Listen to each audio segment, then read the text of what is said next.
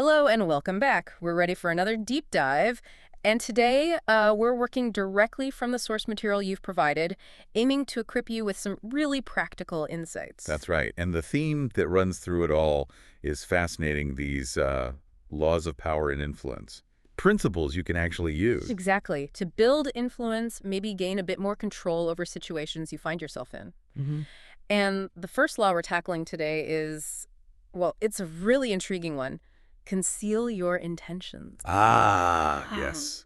That one definitely catches the eye. It does, right? So, okay, let's unpack this a bit. What does it really mean to keep your actual goals hidden? Why is that considered powerful? Well, what's fascinating here, I think, is that it's not just about being, secretive for the sake of it. Right, not just playing games. No, exactly. It's much more about strategic timing Oh, and control.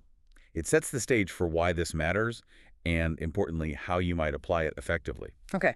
So our mission today essentially is to break down this Now, principle understand the practical side of it, yeah. and explore how recognizing it, both when you might use it and when others might be using it around you, could actually be a bit of a game changer for you. Definitely. It's about adding a layer to your strategic thinking.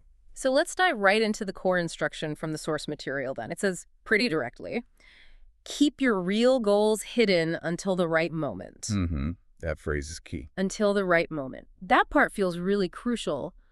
Why is that timing element so critical? What's the immediate upside of, holding your cards close like that? Well, think about it in maybe a simpler context first, like playing poker.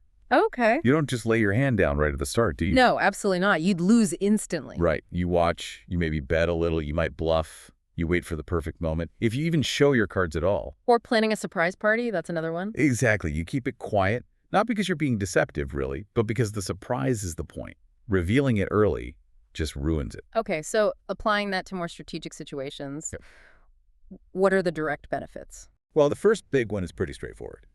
It stops opposition from forming too early. Okay. Makes sense. If people don't really know what you're truly aiming for, well, they can't effectively organize against you, can they? They can't build counter strategies or rally people to block you. Precisely.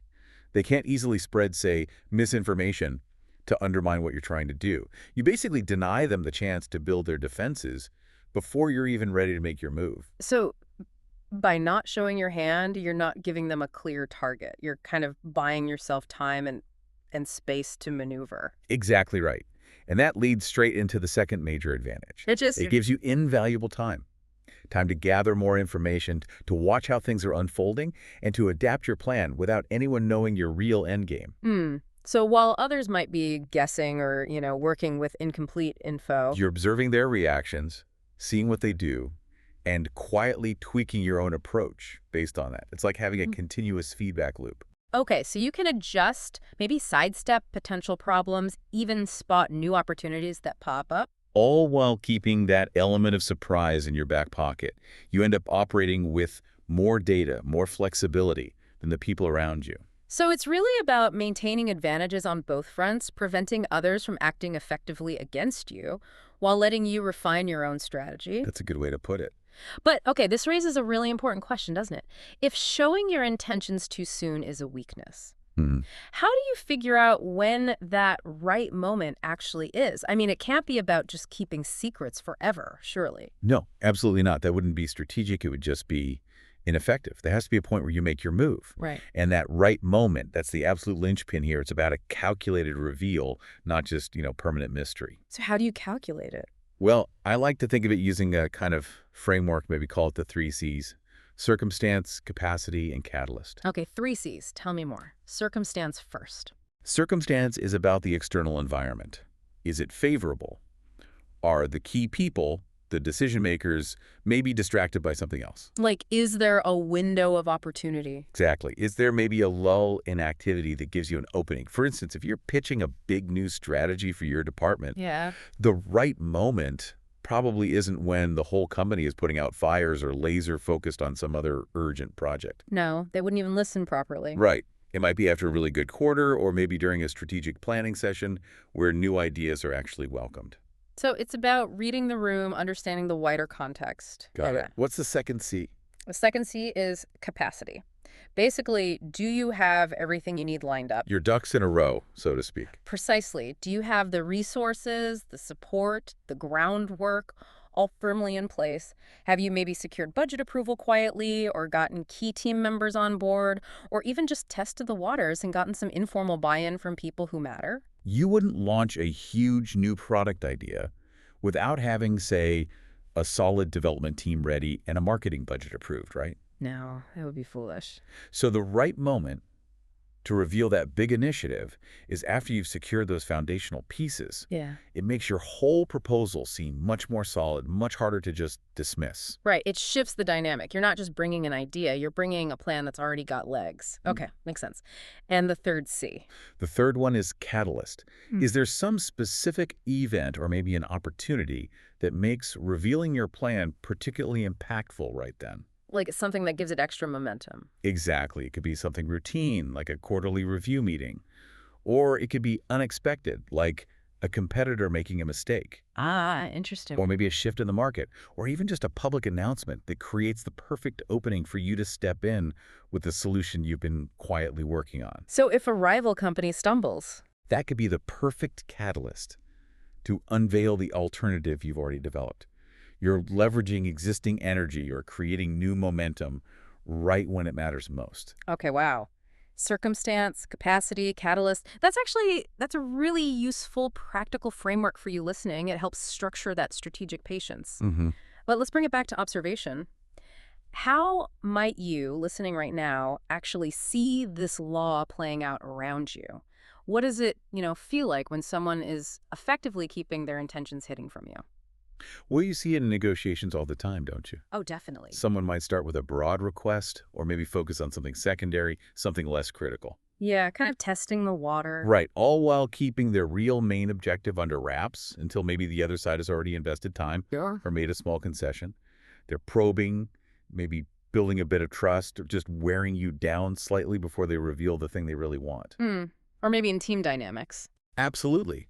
Think about a colleague who might be quietly gathering support for a new project idea. Having those one-on-one checks. Exactly. Refining their pitch, lining up allies before they ever bring it up in a big group meeting. They're building that solid foundation, making sure they have backup before they reveal their intention to, say, lead that project or push it forward. Okay. And being on the receiving end of that, Yeah. what does that feel like? It can be quite subtle, actually. You might just notice someone being consistently, well, vague about their longer-term plans. Or maybe focusing really intensely on immediate tasks, but not connecting them to a bigger picture. Yes, that's a common one. Yeah. You might find yourself trying to read between the lines, analyzing their actions, wondering, what's their real angle here? Right. Trying to piece together a puzzle when you feel like you're missing some key pieces. That little feeling of uncertainty, that sense that there's more going on than meets the eye. That's often a pretty good sign someone is effectively concealing their intentions. And that definitely affects how you see them, how you interact with them. You might become a bit more cautious yourself, maybe? Or more analytical, perhaps a little wary even. Yeah. Which really connects directly back to that main theme from the source material we started with. Building power and influence. By mastering this art of concealing intentions, you are literally building power, increasing your influence, gaining a significant amount of control over how a situation unfolds. You gain an edge because you're essentially playing the game with more complete information than those around you are. Yeah. And that's precisely where the critical thinking piece comes in for you listening. This isn't just about whether you should use this strategy. Right. It's also about recognizing it. Exactly. It's about sharpening your ability to see when others might be using it. If you understand the 3 C's framework, if you understand the strategic thinking behind concealing intentions, You're much better equipped. much better equipped to navigate those complex situations. You can start to anticipate moves, to question motives that seem maybe a bit too simple, and to look for those deeper goals that aren't being shouted from the rooftops. So understanding it helps you avoid being blindsided, basically. Yes, it lets you formulate your own responses, your own strategies much more effectively, even when you're not the one driving the hidden agenda. It makes you a more discerning observer and, frankly, a more strategic player in whatever game you're in. That's a really powerful takeaway. But I'm wondering, is there a downside? Does this ever risk backfiring? Could it make you seem, I don't know, untrustworthy if the reveal comes too late or feels manipulative? Oh, that's a really excellent point, and it highlights a crucial balance here. Okay. Strategic concealment isn't about outright long-term deception. It's about timing. If you hide your intentions for way longer than strategically Just necessary, people might feel misled. absolutely. Huh. Or if the eventual reveal feels really jarring or like you were deliberately manipulating them, it can seriously erode trust. That's the danger. So it's a fine line. It's a very delicate balance. You hold your cards close until you've got your C's, circumstance, capacity, catalyst lined up, but not so long that you seem dishonest or you actually miss the window of opportunity altogether. And appearing indecisive could also be a risk, right? If people just think you don't know what you want. That's the other side of it, yes. If your concealment looks less like a calculated pause and more like you just lack direction, that's not powerful at all. So applying this well requires more than just patience. It requires real awareness, awareness of how your actions are being perceived, making sure that when you do reveal your hand, it builds confidence, not suspicion. It really is more of an art than a rigid rule. Wow. Okay, what an incredible deep dive into just this one principle from the sources. There's a lot there. There really is. We've unpacked the strategic power of concealing your intentions, really zeroing in on that crucial phrase, until the right moment. And offered that 3 C's framework, circumstance, capacity, catalyst, as a way to think about when that moment might be. It really boils down to maintaining surprise, gathering intelligence effectively, and controlling the narrative until you're in the strongest position to act. hmm Which I think brings us to a really important question for you to consider, maybe after you've finished listening. Okay, a final thought to mull over. Yeah. Think about this.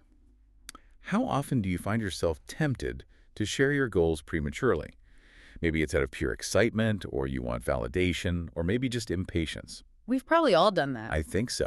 So the question is, what opportunities might you gain? What advantages could you secure if you practiced a more deliberate, more patient approach, waiting just a bit longer to reveal your hand? That's definitely something to think about, observing how that plays out in your own world.